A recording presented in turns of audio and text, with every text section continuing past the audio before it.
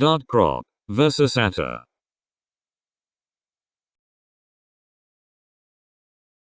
So jQuery 1.6 has the new function prop, or in this case do they do the same thing? And if I do have to switch to using prop, will all the old attr calls break if I switch to 1.6?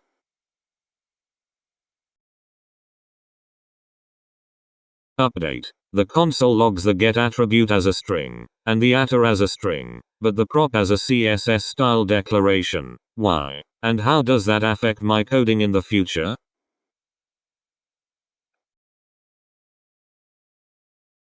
Update. My original answer applies specifically to jQuery 1.6. My advice remains the same, but jQuery 1.6.1 changed things slightly. In the face of the predicted pile of broken websites, the jQuery team reverted attr to something close to, but not exactly the same as, its old behavior for Boolean attributes. John Resig also blogged about it. I can see the difficulty they were in, but still disagree with his recommendation to prefer attr. Original answer. If you've only ever used jQuery and not the DOM directly, this could be a confusing change, although it is definitely an improvement conceptually. Not so good for the bazillions of sites using jQuery that will break as a result of this change though.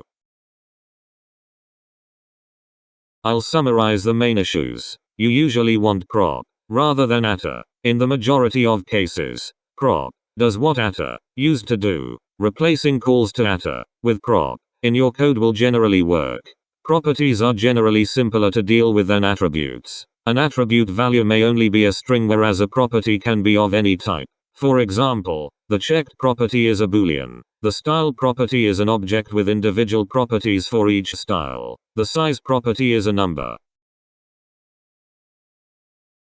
Where both a property and an attribute with the same name exists, usually updating one will update the other, but this is not the case for certain attributes of inputs, such as value and checked. For these attributes, the property always represents the current state, while the attribute, except in old versions of IE, corresponds to the default value checkedness of the input, reflected in the default value default checked property. This change removes some of the layer of magic jQuery stuck in front of attributes and properties, meaning jQuery developers will have to learn a bit about the difference between properties and attributes. This is a good thing.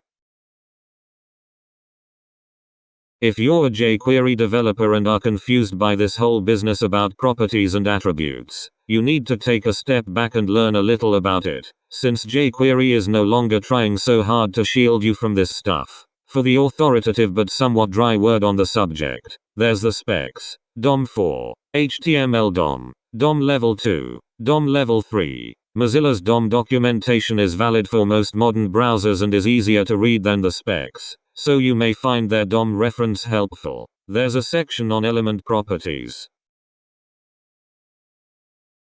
As an example of how properties are simpler to deal with than attributes, consider a checkbox that is initially checked. Here are two possible pieces of valid HTML to do this.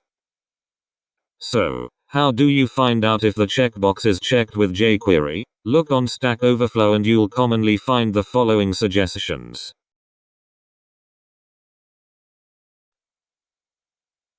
This is actually the simplest thing in the world to do with the checked Boolean property, which has existed and worked flawlessly in every major scriptable browser since 1995.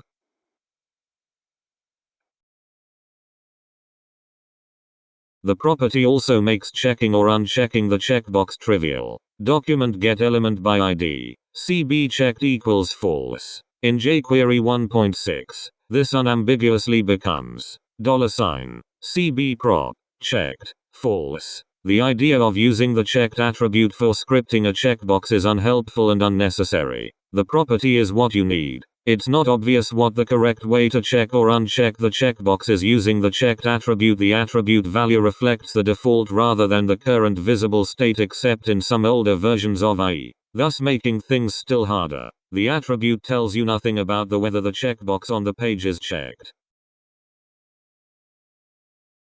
Thanks for watching. Subscribe to learn JavaScript. We have a number of awesome tutorials in the works.